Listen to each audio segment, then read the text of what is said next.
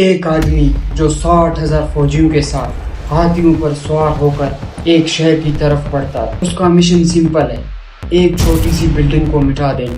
مگر آخر میں کیا ہوا؟ انسان نہیں، کچھ چھوٹے چھوٹے پرندے اس کی پوری فوج کو تباہ کر دیتے۔ کیا یہ صرف ایک کہانی ہے یا اس کے پیچھے کوئی ڈیپر میسج چھپا ہوا ہے؟ آج ہم بات کریں گے ایک ایسے واقعہ کی جو نہ صرف قرآن میں لکھا گیا ہے بلکہ جس نے پوری ہسٹری کا رخ بدل دیا۔ یہ ہے ابرا اور اس کی فوج کا حادثہ، دی انسیڈنٹ آف ایلیفینٹس۔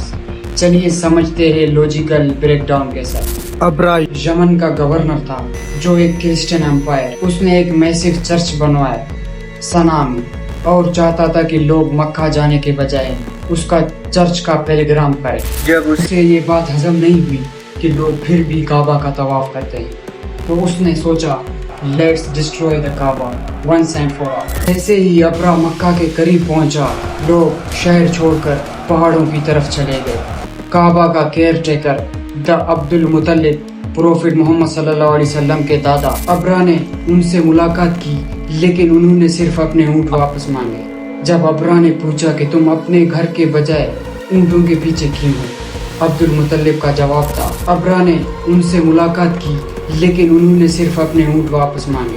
جب ابرا نے پوچھا کہ تم اپنے گھر کے بجائے اونٹوں کے پیچھے کیوں ہو، عبد المطلب کا جواب تھا اونٹوں کا مالک ہوں، کعبہ کا نہیں۔ کعبہ کا ایک اور مالک ہے، اللہ، وہ خود اس کا رکھوالا ہے۔ فوج نے مکہ کی طرف مرچ کرنا اسٹارٹ کیا تو اچانک آسمان میں کچھ عجیب ہونے لگا۔ چھوٹے چھوٹے پرندے جنہیں ابابیل کہا جاتا ہے، انہوں نے تین پتھر اپنے پنجوں اور منہ میں اٹھائے ہوئے تھے۔ صرف پتھر نہیں تھے، یہ تھے ٹارگٹ ویپنز۔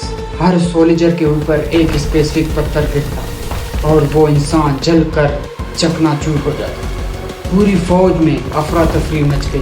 ابرا کا ہاتھی محمود مکہ جانے سے انکار کر دیتا ہے اور آخر میں پورا آرمی وائپ آؤٹ ہو جاتا ہے۔ ابرا خود واپس جاتے ہوئے راستے میں مر جاتا ہے، اس کا جسم ٹکڑوں میں گرتا ہے۔ قرآن میں سورہ الفیل میں اس واقعہ کا سیدھا ذکر ہے۔ أَلَمْ تَرَ كَيْفَ فَعَلَ رَبِّكَ بِأَصْحَابِ الْفِيلِ۔